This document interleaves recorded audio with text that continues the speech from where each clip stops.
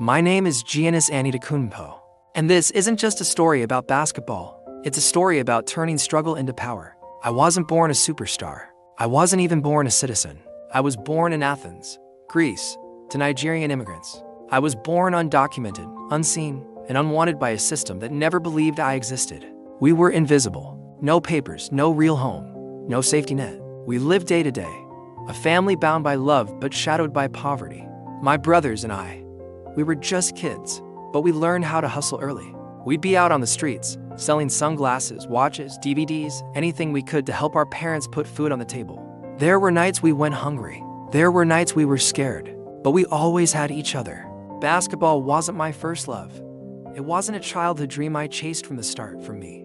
Basketball was an escape. A worn-out court near our tiny apartment in Sapolia was my sanctuary.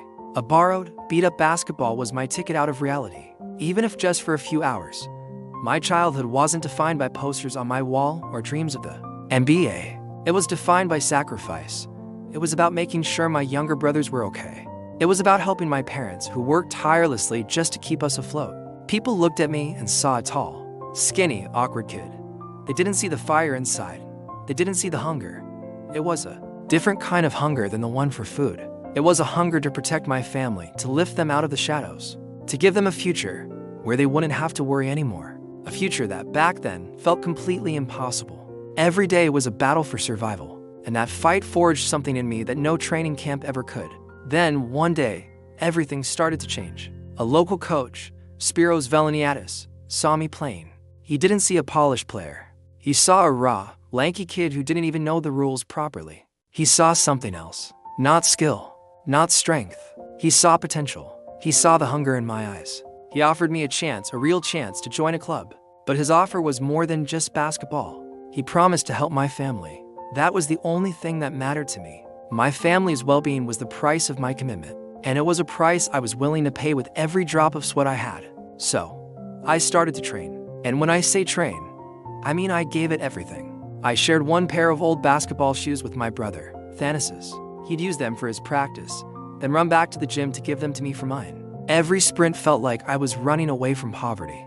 Every drill was a fight against our circumstances. Every late night in the gym, every moment of crippling self-doubt became a brick in the foundation of my future.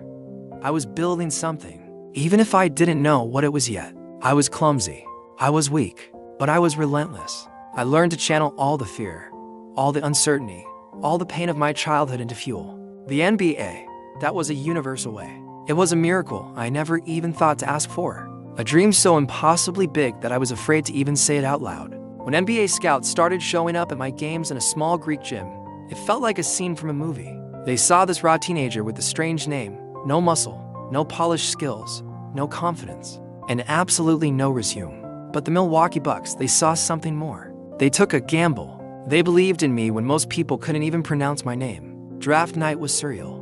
Hearing my name called was the moment our family's life changed forever. But arriving in America was a shock. I was a kid, alone in a new country with a language I barely spoke. I remember sending all my money back home to my family after my first check, forgetting I needed some for a taxi to get back to the arena. Those early years in the league were hard. They were painful. I faced losses. My weaknesses were exposed on the biggest stage in the world. The media called me to skinny, to raw. There were so many growing pains, so many moments I questioned if I truly belonged. But that hunger I had as a kid on the streets of Athens, it never left. It just grew stronger. I made the gym my home. I dedicated myself to transforming my body, my mindset, my entire game. I worked to turn every weakness into a strength. Step by step, I started to evolve. From that skinny, unknown kid to an all-star. From to raw to a defensive force. From an outsider to the league's most valuable player. But the individual awards were never the end goal. There was a bigger promise I needed to keep. The journey to the top of the mountain was the hardest part. Playoff defeats, heartbreaking moments, the weight of an entire city on my shoulders. People started to doubt if I could lead a team to a championship, but my team, my brothers, we never stopped believing. We fought through it all. And then, in 2021, we did it. We brought a championship back to Milwaukee for the first time in 50 years. Holding that trophy with tears streaming down my face, it wasn't just about the victory. It was about the journey. It was for my parents, who sacrificed everything. It was for my brothers, who walked every step of this path with me. It was for that hungry little kid selling DVDs on the street who never gave up hope. I looked at that trophy, and I saw a reflection of every promise I ever made to my family. My name is Giannis Antetokounmpo. I am a son, a brother, an MVP, and an NBA champion. And my story is proof that greatness is not given. It's not about where you start. It's about how hard you're willing to work, how much you're willing to sacrifice, and how hungry you are to achieve the impossible. It is earned one struggle, one doubt, and one victory at a time. Thank you for listening.